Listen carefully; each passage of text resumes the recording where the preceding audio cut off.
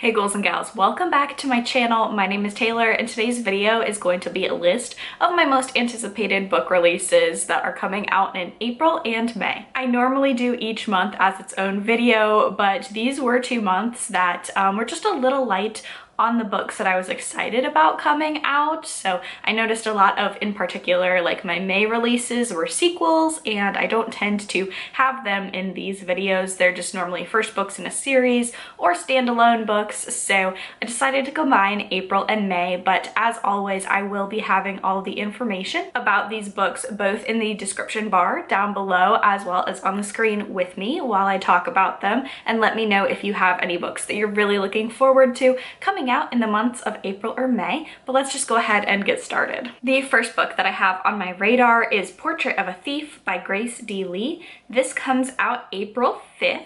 And this says this is Ocean's 11 meets The Farewell. It's a lush lyrical heist novel inspired by the true story of Chinese art vanishing from Western museums, about diaspora, the colonization of art, and the complexity of Chinese American identity. History is told by the conquerors. Across the Western world, museums display the spoils of war, of conquest, of colonialism. Priceless pieces of art looted from other countries kept even now. Will Chen plans to steal them back. A senior at Harvard, Will fits comfortably in his carefully curated roles as a perfect student and art history major, and sometimes artist, the eldest son who has always been his parents' American dream. But when a mysterious Chinese benefactor reaches out with an impossible and illegal job offer, Will finds himself something else as well. The leader of a heist to steal back 5 priceless Chinese sculptures looted from Beijing centuries ago. His crew is every heist archetype one can imagine, or at least the closest he can get. A con artist, a thief, a getaway driver, a hacker, and each member of the crew has their own complicated relationship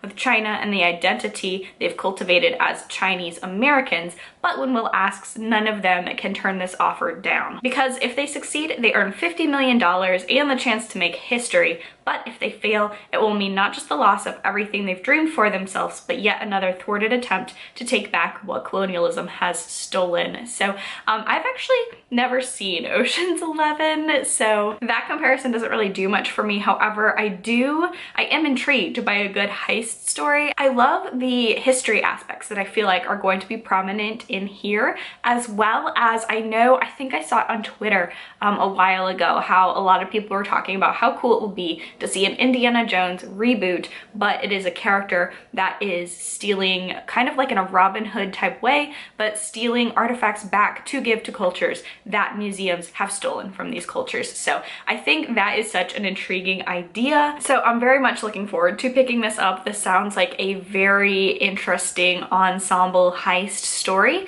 that I feel like has the potential to be at times both fun and exciting, like a heist story usually is, but also talk about some deeper things like colonialism and the relationship that colonialism has on countries still today. Next up, we have And Then I Woke Up by Malcolm Devlin. This comes out April 12th, and this one says it's for fans of Mira Grant and Stephen Graham Jones. It's a creepy, layered literary story about false narratives and their ability to divide us. I feel like this one has like a very interesting synopsis and a lot going on, and I really don't know like what this book is going to be about. That's why I'm really excited to pick it up. But this says it's a world reeling from an unusual plague. Monsters lurk in the streets while terrified survivors arm themselves and roam the countryside in packs. Or perhaps something very different is happening. When a disease affects how reality is perceived, it's hard to be certain of anything. Spence is one of the cured, living at the Ironside Rehab Facility. Haunted by guilt, he refuses to face the changed world until a new inmate challenges him to help her find her old crew. But if he can't tell the truth from the lies, how will he know if he has earned the redemption he dreams of? How will he know he just hasn't made things worse? So this sounds like a very creepy literary horror, I want to say. I know Mira Grant and Stephen Graham Jones both write primarily horror, so I'm gonna guess that's what this is. And just the premise of reality not being what it is, I feel like this is going to be a very interesting take on a unreliable narrator, because I feel like that's a trope that either really works or it really doesn't for me, and this is such a unique way to have an unreliable narrator because the narrator is unreliable for reasons that he really can't control. So I'm very intrigued as well. This cover is very wild, and I'm just really interested to see the tone of this one and read more about it and see kind of what exactly is going on in this story. Next up on my anticipated releases list, we have Spear by Nicola Griffith, and this comes out April 19th. And from what I'm seeing, I think this might be a novella or a shorter length book, but this is essentially a historical fiction fantasy, and I think it's a retelling of Arthurian legend. The girl knows she has a destiny before she even knows her name. She grows up in the wild in a cave with her mother, but visions of a faraway lake come to her on the spring breeze, and when she hears a traveler speak of Artos, the king of Sierra Leone, she knows that her future lies at his court.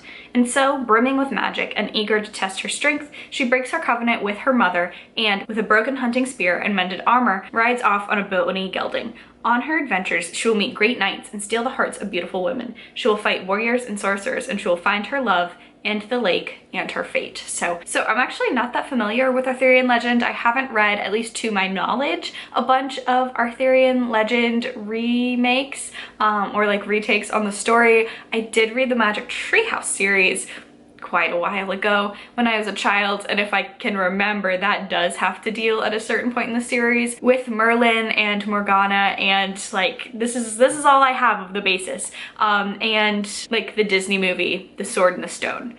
That's pretty much all I really know. This just sounded really intriguing, and I've been seeing like good early reviews for this one, so I honestly do have a feeling that since I am not as maybe familiar with Arthurian legend, I think that might be really enjoyable for me. I know a lot of times in retellings, unless there are significant differences, if I already know the story, then I just am not that invested in the story. So especially with the shorter page count on this one, I would be intrigued to pick it up, see how I get along with it, and see maybe if Arthurian legend and retellings is something that I would be interested in. But nevertheless, I am really intrigued to pick this one up. The next book I have on my radar is The Children on the Hill by Jennifer McMahon, and this one is the last book actually on my list that comes out in April. It comes out April 26th. And this is inspired by Frankenstein by Mary Shelley, so I'm very intrigued to pick that up because Frankenstein is a classic for a good reason. I do really enjoy that story, and this one looks like it's less a retelling but more inspired by, which is definitely very intriguing to me. So this brilliantly explores the eerie mysteries of childhood and the evils perpetrated by the monsters among us. I am really going to go through this one. I'm not going to read the whole synopsis because I think this is one where it could be horror, could be thriller, and for thrillers especially, I don't want to read too much of the synopsis because I feel like a lot of times that gets very spoilery. So all I'll say is that it does have two main points of views, 1978 and 2019. So very intrigued by that. And The Children on the Hill takes us on a breathless journey to face the primal fears that lurk within us all. I do really enjoy the source material for this one, Frankenstein, so I look forward to checking out this one. Next up, for the month of May, I feel like this one is going to come as no surprise. I feel like this is on a lot of people's most anticipated lists for 2022. That's going to be The Book of Night by Holly Black. This comes out May 3rd. This is Holly Black's adult debut, and it's a modern dark fantasy of shadowy thieves and secret societies in the vein of Ninth House and The Night Circus, and honestly, I don't understand from those two comparisons because I feel like they're very, very different books, and I feel like the people who like one and the people who like the other, they don't tend to like both. So I'm very intrigued, as well as I feel like the stories and the tone and the storytelling are very different in Ninth House and The Night Circus. Personally, Ninth House is what I'm hoping it's more like because that is one of my favorite fantasy books ever. And The Night Circus was one that I thought was okay. I enjoyed the idea more than the execution of that one, so very interesting to see how this is going to fall. But this follows Charlie Hall, and in Charlie Hall's world, shadows can be altered for entertainment and cosmetic preferences, but also to increase power and influence. You can alter someone's feelings and memories, but manipulating shadows has a cost, with the potential to take hours or days from your life.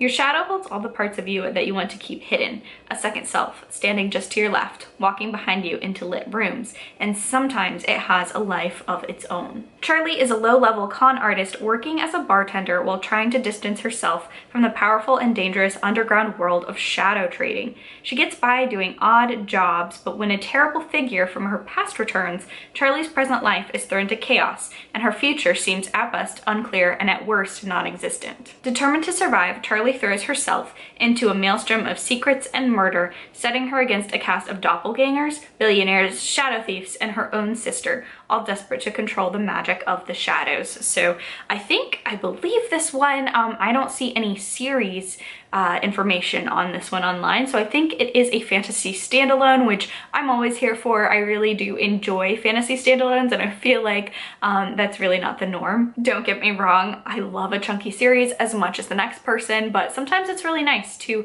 check out a standalone, especially I feel like if a story only needs like one book. I'm really intrigued, and this sounds like a very dark magic system, which I love.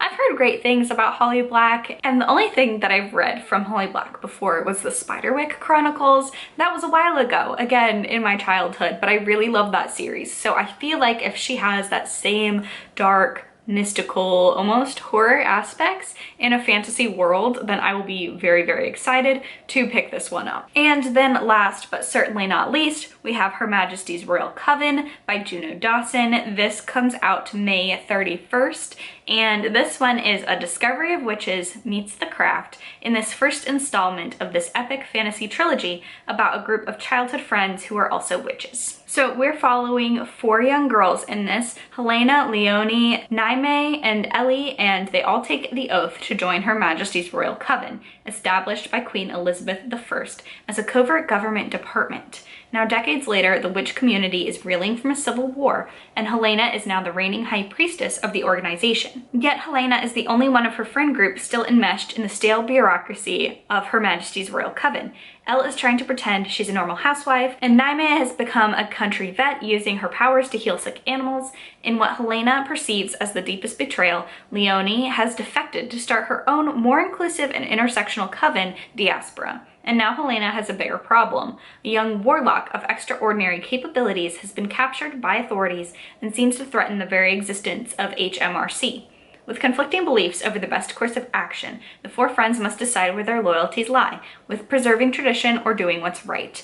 Juno Dawson explores gender and the corrupting nature of power in a delightful and provocative story of magic and matriarchy, friendship, and feminism, dealing with all the aspects of contemporary womanhood as well as being phenomenally powerful witches. These 4 women may have grown apart, but they will always be bound by the sisterhood of the Coven. So I love a good witchy book. I'm very excited. This seems to be adult, and I'm very intrigued to follow a friend group. I love stories about a tight-knit group of friends. However, it does sound like this is kind of alternating between they used to be really close when they were younger and now they're not maybe so much as anymore. I love a good magic system. I love magic. I love witchcraft. So I am very excited to kind of see where this fantasy story goes, as well as I'm very excited to pick it up based on a lot of the themes and the topics explored in this series. So I have a feeling that could be one of my new favorite series, but we'll just have to see when it comes out in May. But there you have it. Those are some of the books that I am looking forward to checking out in the months of April and May. If you enjoyed this video, please be sure to give it a thumbs up,